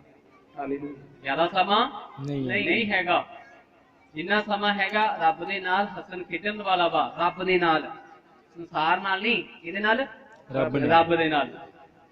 ਤੇ ਜੇ ਬਾਈਬਲ ਦੀ ਬਾਕੀ ਗੱਲਾਂ ਪੂਰੀਆਂ ਹੋ ਰਹੀਆਂ ਨਾ, ਇਹ ਜਿਹੜੀ ਲਿਖੀ ਹੋਈ ਹੈ ਨਾ ਅੰਤ ਦਾ ਸਮੇਂ, ਇਹ ਵੀ ਪੂਰੀ ਹੋ ਕੇ ਰਹੇਗੀ। ਹਾਲੇਲੂਇਆ। ਹਾਲੇਲੂਇਆ। ਸੋ ਇਸ ਲਈ ਇੱਥੇ ਲਿਖਿਆ ਯਿਸੂ ਮਸੀਹ ਇੱਕੋ ਹੀ ਵਾਰ ਆਇਆ ਤਾਂ ਜੋ ਆਪਣੇ ਦੁਆਰਾ ਆਪਣਾ ਬਲੀਦਾਨ ਦੇ ਕੇ ਉਹ ਤੁਹਾਨੂੰ ਔਰ ਮੈਨੂੰ ਛੁਡਾ ਲਵੇ। ਸੋ ਅੱਗੇ ਅਸੀਂ ਨਹੀਂ ਪੜਾਂਗੇ, ਮੈਂ ਸਿਰਫ ਤੁਹਾਨੂੰ ਇਦਾਂ ਹੀ ਬੋਲ ਕੇ ਦੱਸਾਂਗਾ ਕਿਉਂਕਿ ਸਮੇਂ ਕਾਫੀ ਲੰਘਦਾ ਜਾ ਰਿਹਾ ਹੈ ਤੇ ਆਪਾਂ ਸਮੇਂ ਨੂੰ ਵੀ ਵੇਖਣਾ ਹੈ। ਫਿਰ ਕਦੀ ਤੁਹਾਨੂੰ ਸੱਦਾ ਹੈ, ਜਿਸ ਤਰ੍ਹਾਂ ਤੁਸੀਂ ਸਾਡੇ ਸੱਦੇ ਨੂੰ ਗ੍ਰਹਿਣ ਕੀਤਾ ਹੈ, ਪਰਮੇਸ਼ਰ ਦੇ ਲਈ ਤੁਸੀਂ ਆਏ ਹੋ, ਇਸੇ ਪ੍ਰਕਾਰ ਤੁਸੀਂ ਸੰਡੇ ਇਬਾਦਤ ਵਿੱਚ ਵੀ ਆ ਸਕਦੇ ਹੋ ਤੇ ਉੱਥੇ ਆਪਾਂ ਖੁੱਲ ਕੇ ਰੂਬਰੂ ਹੋ ਕੇ ਗੁਫ਼ਤਗੂ ਕਰਾਂਗੇ ਤੇ ਜਿੱਥੇ ਤੁਹਾਡੇ ਪ੍ਰਸ਼ਨਾਂ ਦਾ ਵੀ ਉੱਤਰ ਦੇ ਸਕਦੇ ਹਾਂ ਅਸੀਂ। ਤੇ ਫਿਲਹਾਲ ਮੈਂ ਤੁਹਾਨੂੰ ਜੋ ਦੱਸਿਆ ਉਸ ਨੂੰ ਹੁਣ ਇੱਕੋ ਝਲਕ ਦੇ ਵਿੱਚ ਮੈਂ ਬੋਲ ਕੇ ਸਮਾਪਤ ਕਰਾਂਗਾ। ਸੋ ਜਿਨ੍ਹਾਂ ਨੇ ਅੱਗੇ ਮਾਈਕ ਨੂੰ ਸਾਂਭਣਾ ਹੈ ਤੇ ਉਹ ਜ਼ਰੂਰ ਅੱਗੇ ਆ ਜਾਣ। ਸੋ ਅਸੀਂ ਦੇਖਿਆ ਹੈ ਕਿ ਮਸੀਹ ਦਾ ਜਨਮ ਕੀ ਹੋਇਆ, ਬਾਈਬਲ ਤਸਦੀਕ ਕਰਦੀ ਹੈ, ਪਰਮੇਸ਼ਰ ਦਾ ਵਚਨ ਕਹਿੰਦਾ ਬਿਲਕੁਲ ਹੋਇਆ। ਫਿਰ ਅਸੀਂ ਵੇਖਿਆ ਕਿ ਯਿਸੂ ਦਾ ਜਨਮ ਕਦੋਂ ਹੋਇਆ। ਯਿਸੂ ਦਾ ਜਨਮ ਅੰਤ ਸਮੇਂ ਦੇ ਵਿੱਚ ਹੋਇਆ, ਯਾਨੀ ਕਿ ਇੱਕੋ ਹੀ ਵਾਰ ਪਰਮੇਸ਼ਰ ਨੇ ਅੰਤ ਸਮੇਂ ਵਿੱਚ ਉਹਨੂੰ ਭੇਜਿਆ। ਕਿਉਂ ਭੇਜਿਆ? ਕਿਉਂਕਿ ਆਦਮ ਅਤੇ ਹਵਾ ਨੇ ਜੋ ਪਹਿਲੇ ਤੁਹਾਡੇ ਔਰ ਮੇਰੇ ਬਜ਼ੁਰਗ ਸੀ ਉਹਨਾਂ ਨੂੰ ਬਣਾਇਆ, ਉਹਨਾਂ ਦਾ ਸੰਬੰਧ ਪਰਮੇਸ਼ਰ ਨਾਲ ਟੁੱਟ ਗਿਆ ਸੀ ਪਾਪ ਦੇ ਕਰਕੇ, ਜਿਸ ਨੂੰ ਜੋੜਨ ਦੇ ਲਈ ਯਿਸੂ ਮਸੀਹ ਨੇ ਪਰਮੇਸ਼ਰ ਨੇ ਪਹਿਲਾਂ ਤੋਂ ਯਿਸੂ ਦੀ ਪਲੈਨਿੰਗ ਕੀਤੀ ਸੰਸਾਰ ਦੀ ਨੀਂਹ ਧਰਨ ਤੋਂ ਪਹਿਲਾਂ ਹੀ, ਤੇ ਉਸ ਨੂੰ ਅੰਤ ਦੇ ਵਿੱਚ ਭੇਜਿਆ ਤਾਂ ਜੋ ਉਹ ਸਭ ਨੂੰ ਬਚਾ ਲਏ। ਤੀਸਰਾ ਦੇਖਿਆ ਸੀ ਮਸੀਹ ਦਾ ਜਨਮ ਕਿੱਥੇ ਹੋਇਆ। ਪਰਮੇਸ਼ਰ ਨੇ ਬੈਤਲਹਮ ਯਰੂਸ਼ਲਮ ਨੂੰ ਕਿਉਂ ਚੁਣਿਆ, ਇਜ਼ਰਾਈਲ ਨੂੰ ਕਿਉਂ ਚੁਣਿਆ? ਕਿਉਂਕਿ ਉਹ ਦੇਸ਼, ਉਹ ਨਗਰ ਸਾਰੀ ਦੁਨੀਆ ਦੇ ਸੈਂਟਰ ਵਿੱਚ ਆ, ਉਹਦੇ ਆਲੇ ਦੁਆਲੇ ਦੇਸ਼ ਅਤੇ ਜਾਤੀਆਂ ਰਹਿੰਦੀਆਂ ਨੇ। ਹਾਲੇਲੂਇਆ। ਤੀਸਰੀ ਗੱਲ ਅਸੀਂ ਚੌਥੀ ਗੱਲ ਵੇਖੀ ਕਿ ਮਸੀਹ ਦਾ ਜਨਮ ਕਿਵੇਂ ਹੋਇਆ। ਮਸੀਹ ਦਾ ਜਨਮ ਜਿਹੜਾ ਇੱਕ ਅਲੌਕਿਕ ਅਦਭੁਤ ਤਰੀਕੇ ਦੇ ਨਾਲ, ਇਲਾਹੀ ਤਰੀਕਾ ਯਾਨੀ ਖੁਦਾ ਦੀ ਰਜ਼ਾ ਦੇ ਮੁਤਾਬਿਕ ਹੋਇਆ, ਪਰਮੇਸ਼ਰ ਦੀ ਯੁਕਤੀ ਦੇ ਨਾਲ ਹੋਇਆ, ਇਨਸਾਨ ਦੀ ਸੋਚ ਨਾਲ ਨਹੀਂ, ਪਰਮੇਸ਼ਰ ਦੀ ਯੁਕਤੀ ਦੇ ਦੁਆਰਾ ਹੋਇਆ।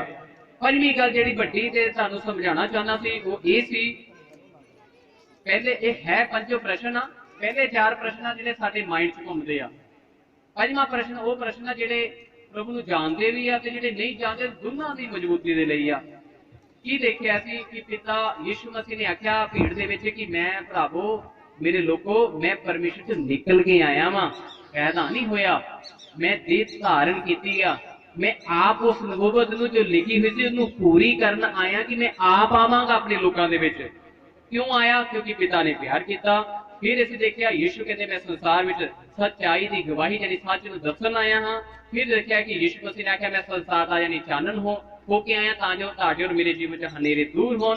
ਫਿਰ ਯਿਸੂ ਮਸੀਹ ਨੇ ਆਖਿਆ ਕਿ ਮੈਂ ਨਿਆਂ ਕਰਨ ਲਈ ਸੰਸਾਰ ਵਿੱਚ ਆਇਆ, ਯਾਨੀ ਤੁਹਾਡੇ ਔਰ ਮੇਰੇ ਵਿਵੇਕ ਜਿਹੜੇ ਬੰਦ ਕੀਤੇ ਗਏ ਨੇ, ਜੇ ਅਸੀਂ ਮਸੀਹ ਨੂੰ ਨਾ ਸੁਣੀਏ ਨਾ ਸਮਝੀਏ, ਉਸ ਵਿਵੇਕ ਨੂੰ ਖੋਲਣ ਦੇ ਲਈ ਆਇਆ। ਫਿਰ ਅੱਗੇ ਅਸੀਂ ਦੇਖਿਆ ਕਿ ਯਿਸੂ ਮਸੀਹ ਸਾਨੂੰ ਖਰੀਦਣ ਆਏ, ਯਾਨੀ ਕਿ ਉਹਨੇ ਖਰੀਦ ਕੇ ਸਾਨੂੰ ਤੁਹਾਨੂੰ ਔਰ ਮੈਨੂੰ ਪਰਮੇਸ਼ਰ ਦਾ ਬਣਾ ਦਿੱਤਾ ਜਿਹੜਾ ਸੰਬੰਧ ਟੁੱਟ ਚੁੱਕਾ ਸੀ। ਫਿਰ ਅਸੀਂ ਵੇਖਿਆ ਹੈ ਕਿ ਪਰਮੇਸ਼ਰ ਤੁਹਾਡੀ ਔਰ ਮੇਰੀ ਜਾਨ ਦਾ ਛੁਟਕਾਰੇ ਲਈ ਮੁੱਲ ਭਰਨ ਲਾਏ। ਫਿਰ ਅਸੀਂ ਦੇਖਿਆ ਕਿ ਉਹਨੇ ਮੁੱਲ ਕਿੱਦਾਂ ਭਰਿਆ, ਕਰੂਸ ਦੇ ਦੁਆਰਾ। ਉਹ ਇੱਕੋ ਹੀ ਵਾਰ ਸੰਸਾਰ ਦੇ ਅੰਤ ਵਿੱਚ ਪੇਸ਼ ਹੋਇਆ ਤੇ ਉਹਨੇ ਆਪਣੇ ਆਪ ਨੂੰ ਕਰੂਸ ਤੇ ਪੇਸ਼ ਕਰ ਦਿੱਤਾ, ਯਾਨੀ ਬਲੀਦਾਨ ਦੇ ਦਿੱਤਾ, ਸ਼ਹਾਦਤ ਦੇ ਦਿੱਤੀ। ਫਿਰ ਅੱਗੇ ਅਸੀਂ ਜਿਹੜਾ ਮੈਂ ਨਹੀਂ ਪੜਿਆ ਤੁਹਾਨੂੰ ਦੱਸਣ ਲੱਗਾ ਹੁਣ ਮੂੰਹ ਜ਼ਬਾਨੀ, ਲਿਖਿਆ ਹੈ ਕਿ ਯਿਸੂ ਮਸੀਹ ਸੰਸਾਰ ਦੇ ਪਾਪਾਂ ਨੂੰ ਚੁੱਕ ਲੈ ਕੇ ਯਾਨੀ ਸੰਸਾਰ ਦੇ ਪਾਪਾਂ ਨੂੰ ਚੁੱਕ ਕੇ ਲੈ ਜਾਣ ਲਈ ਇਸ ਧਰਤੀ ਤੇ ਆਏ ਸੀ। ਫਿਰ ਲਿਖਿਆ ਕਿ ਇੱਕ ਸੰਤ ਨੇ ਬੜੀ ਸ਼ੋਕ ਗਵਾਹੀ ਦਿੱਤੀ, ਜਿਹੜੀ ਯਿਸੂ ਨੇ ਸਵਰਦੂਤ ਨੇ ਵੀ ਦਿੱਤੀ ਸੀ, ਉਹ ਸੰਤ ਨੇ ਵੀ ਦਿੱਤੀ। ਉਹਨੇ ਆਖਿਆ ਕਿ ਇਹ ਸੱਚਾ ਹੈ, ਇਹ ਕਲਾਮ ਸੱਚਾ ਹੈ, ਇਹ ਗੱਲ ਪੱਕੀ ਅਤੇ ਮੰਨਣਯੋਗ ਹੈ ਕਿ ਯਿਸੂ ਸੰਸਾਰ 'ਚ ਪਾਪੀਆਂ ਨੂੰ ਬਚਾਉਣ ਲਈ ਆਇਆ, ਜਿਨ੍ਹਾਂ ਵਿੱਚ ਮਾਂ ਪਾਪੀ ਮੈਂ ਹਾਂ। ਉਹਦੀਆਂ ਇਹਦੇ ਵਿੱਚ 13 ਪਤਨੀਆਂ ਨੇ। ਉਹ ਸੰਤ ਨੂੰ ਸੰਤ ਪੌਲ ਦੇ ਨਾਮ 'ਚ ਜਾਣਦੇ ਨੇ, ਜੋ ਰੋਮ ਸਰਕਾਰ ਦੇ ਅਧੀਨਗੀ ਦੇ ਵਿੱਚ ਤੇ ਉਸ ਸਮੇਂ ਦੇ ਵਿੱਚ ਰੋਮ ਸਰਕਾਰ ਦੇ ਦੁਆਰਾ ਉਹਦਾ ਸਿਰ ਕਲਮ ਹੋ ਗਿਆ ਸੀ। ਤੇ ਕੋਈ ਰੱਬ ਦੇ ਬੰਦੇ ਨੇ ਉਹਨੂੰ ਇੱਕ ਸਵਰਗੀ ਦਰਸ਼ਨ ਹੋਇਆ, ਜਿਸ ਵਿੱਚ ਉਹ ਸੰਤ ਪੌਲ ਜਿਨ੍ਹਾਂ ਨੇ ਇਹ ਗੱਲ ਬੋਲੀ ਉਹਨੂੰ ਮਿਲੇ ਤੇ ਉਹਨਾਂ ਨੇ ਆਖਿਆ ਵੀ ਤੁਹਾਡਾ ਜਦੋਂ ਸਿਰ ਕਲਮ ਹੋਇਆ ਸੀ ਤੁਹਾਡੇ ਦਿਮਾਗ ਦੀ ਸੋਚ ਕੀ ਸੀ? ਸੰਤ ਪੌਲ ਆਖਦੇ ਨੇ ਜਦੋਂ ਮੈਨੂੰ ਰੋਮ ਸਰਕਾਰ ਦੇ ਅਧੀਨ ਮੇਰਾ ਸਿਰ ਜਦੋਂ ਰੱਖਿਆ ਹੋਇਆ ਸੀ ਤੇ ਉੱਪਰੋਂ ਉਹਨੇ ਬਸ ਛੱਡਣਾ ਸੀ ਹੁਕਮ ਦੇ ਅਨੁਸਾਰ ਤੇ ਮੇਰੀ ਗਰਦਨ ਲੈ ਜਾਵੇ, ਕਹਿੰਦਾ ਮੈਂ ਸਾਹਮਣੇ ਭੀੜ ਜਿਹੜੀ ਵੇਖ ਰਹੀ ਸੀ ਕਿ ਇਹ ਤਾਂ ਬਹੁਤ ਵੱਡੇ ਵੱਡੇ ਚਮਤਕਾਰ ਕਰ ਰਿਹਾ ਯਿਸੂ ਦੇ ਨਾਮ 'ਚ, ਇਹ ਹੁਣ ਲਾਚਾਰ ਹੋ ਕੇ ਬੰਨਿਆ ਪਿਆ ਵਾ, ਕਿਉਂਕਿ ਪ੍ਰਭੂ ਨੇ ਉਹਨੂੰ ਦੱਸ ਦਿੱਤਾ ਸੀ ਤੇਰਾ ਸਮਾਂ ਆ ਚੁੱਕਾ, ਤੇਰਾ ਜਿਹੜਾ ਤੇਰੇ ਜੀਵਨ ਦਾ ਨਗਾਰਾ ਜਿਹੜਾ ਵੱਜਣ ਵਾਲਾ ਹੈ। ਸੰਤ ਪੌਲ ਨੇ ਉਸ ਪ੍ਰਭੂ ਦੇ ਦਾਸ ਨੂੰ ਆਖਿਆ ਕਿ ਮੈਂ ਇਹ ਸੋਚਿਆ ਸੀ ਭੀੜ ਨੂੰ ਕੀ ਦੱਸਾਂ ਕਿ ਯਿਸੂ ਦੇ ਹੋ ਜਾਣ, ਇਹ ਸਾਹਮਣੇ ਖੜੀ ਹੋਈ ਲੋਕ ਨੂੰ, ਇਹ ਕੌਮ ਨੂੰ ਕੀ ਆਖਾਂ ਕਿ ਯਿਸੂ ਦੇ ਬਣ ਜਾਣ। ਕਹਿੰਦਾ ਮੈਂ ਇਹੀ ਸੋਚ ਰਿਹਾ ਸੀ ਕਿ ਜਦ ਨੂੰ ਸੋਚਦੇ ਸੋਚਦੇ ਮੈਂ ਸਵਰਗ ਤੇ ਪਹੁੰਚ ਗਿਆ। ਸੋ ਇਸ ਲਈ ਉਹਨੇ ਲਿਖਿਆ ਕਿ ਮੈਂ ਇਸ ਲਈ ਉਹਨੇ ਹਾਮੀ ਭਰ ਦਿੱਤੀ ਕਿ ਜਦੋਂ ਯਿਸੂ ਆਇਆ, ਇਹ ਸੱਚ ਹੈ ਕਿ ਉਹ ਪਾਪੀਆਂ ਲਈ ਆਇਆ ਤੇ ਉਹਨਾਂ ਵਿੱਚੋਂ ਵੱਡਾ ਪਾਪੀ ਉਹ ਕਹਿੰਦਾ ਮੈਂ ਹਾਂ। ਅਗਲੀ ਗੱਲ, ਯਿਸੂ ਮਸੀਹ ਦਾ ਪੈਦਾ ਹੋਣਾ ਕਿਉਂ ਆਏ, ਯਾਨੀ ਉਹ ਸ਼ੈਤਾਨ ਜਿਹੜਾ ਅੰਧਕਾਰ ਆ ਉਸਦੇ ਕੰਮਾਂ ਨੂੰ ਨਸ਼ਟ ਕਰਨਾ ਹੈ। ਯਿਸੂ ਕਿਉਂ ਪੈਦਾ ਹੋਏ? ਤੁਹਾਨੂੰ ਔਰ ਮੈਨੂੰ ਵਧੀਆ ਜੀਵਨ ਯਾਨੀ ਅਨੰਤ ਜੀਵਨ, ਸਵਰਗੀ ਜੀਵਨ ਦੇਣਾ ਹੈ। ਲਾਸਟ ਯਿਸੂ ਮਸੀਹ ਪਿਤਾ ਦੇ ਵੱਲੋਂ ਘੱਲੇ ਗਏ ਆ ਅਤੇ ਪਿਤਾ ਨੇ ਉਹਨਾਂ ਨੂੰ ਇਸ ਲਈ ਘੱਲਿਆ ਹੈ ਕਿ ਉਹ ਸੰਸਾਰ ਦਾ ਮੁਕਤੀ ਦਾਤਾ ਹੋਏ। ਹਾਲੇਲੂਇਆ। ਸੋ ਮੇਰੇ ਹਿਸਾਬ ਨਾਲ ਤੁਸੀਂ ਮੁਕਤੀ ਦਾਤਾ ਦੇ ਸ਼ਬਦ ਨੂੰ ਸਮਝਦੇ ਹੋ, ਜਿਹੜਾ ਤੁਹਾਨੂੰ ਔਰ ਮੈਨੂੰ ਮੋਕਸ਼ ਦੇਗਾ। ਜ਼ਿੰਦਗੀ ਤੋਂ ਨਹੀਂ, ਜ਼ਿੰਦਗੀ ਤਾਂ ਤੁਸੀਂ ਔਰ ਮੈਂ ਸਭ ਨੇ ਜੀਣੀ ਆ, ਇੱਕ ਸਮੇਂ ਜੋ ਪਰਮੇਸ਼ਰ ਠਹਿਰਾਇਆ ਸਭ ਨੇ ਚਲਾ ਜਾਣਾ ਹੈ। ਜ਼ਿੰਦਗੀ ਤੋਂ ਬਾਅਦ ਇੱਕ ਫੈਸਲਾ ਆਉਣਾ ਜਿਹਨੂੰ ਕਹਿੰਦੇ ਰਜ਼ਾ ਕਰਾਣਾ ਦੀ ਜ਼ਿੰਦਗੀ, ਯਾਨੀ ਸਵਰਗੀ ਜ਼ਿੰਦਗੀ। ਉਹਦੇ ਲਈ ਪਿਤਾ ਨੇ ਸੰਸਾਰ ਵਿੱਚ ਪਰਮੇਸ਼ਰ ਯਿਸੂ ਮਸੀਹ ਨੂੰ ਘੱਲਿਆ ਕਿ ਮੇਰੇ ਲੋਕਾਂ ਨੂੰ ਉਹ ਮੇਰੇ ਕੋਲ ਵਾਪਸ ਲੈ ਗਏ। ਹਾਲੇਲੂਇਆ। ਸੋ ਇਹ ਜਿਹੜਾ ਦਿਹਾੜਾ ਅਸੀਂ ਮਨਾਉਂਦੇ ਆ ਉਹ ਇਸ ਲਈ ਹੈ ਕਿ ਯਿਸੂ ਪੈਦਾ ਕਿਉਂ ਹੋਏ, ਉਹਦਾ ਕਾਰਨ ਦੱਸਣ ਦੇ ਲਈ। ਸੋ ਮੈਂ ਪਰਮੇਸ਼ਰ ਦਾ ਧੰਨਵਾਦ ਕਰਦਾ ਹਾਂ ਕਿ ਪਰਮੇਸ਼ਰ ਨੇ ਇਹ ਸਾਨੂੰ ਸਮੇਂ ਦਿੱਤਾ ਕਿ ਅਸੀਂ ਸਾਰੇ ਉਹਦੇ ਸੱਦੇ 'ਚ ਇਕੱਠੇ ਵੀ ਹੋਏ, ਤੇ ਜਿਨੇ ਇਸ ਆਵਾਜ਼ ਨੂੰ ਸੁਣਦੇ ਉਹਨਾਂ ਲਈ ਵੀ ਧੰਨਵਾਦ ਕਰਦਾ ਹਾਂ ਕਿ ਉਹ ਆਪਣੇ ਘਰਾਂ ਵਿੱਚ ਬੜੇ ਆਰਾਮ ਦੇ ਨਾਲ ਇਸ ਵਚਨ ਨੂੰ ਸੁਣਿਆ ਉਹਨਾਂ ਨੇ। ਮੈਂ ਬਸ ਪ੍ਰਭੂ ਦਾ ਦਾਸ ਹੋਣ ਦੇ ਨਾਤੇ ਇਹੀ ਕਹਿਣਾ ਚਾਹੁੰਦਾ ਕਿ ਤੁਸੀਂ ਇਹਨਾਂ ਸ਼ਬਦਾਂ ਤੇ ਗੌਰ ਕਰਨੀ ਹੈ। ਜੇ ਤੁਸੀਂ ਗੌਰ ਕਰੋਗੇ ਤਾਂ ਤੁਹਾਨੂੰ ਕੁਝ ਸਮਝ। ਦੁਨੀਆ ਦੇ ਵਿੱਚ ਜਿੰਨੇ ਵੀ ਅਵਿਸ਼ਕਾਰ ਹੋਏ ਨੇ, ਖੋਜਾਂ ਹੋਈਆਂ ਨੇ,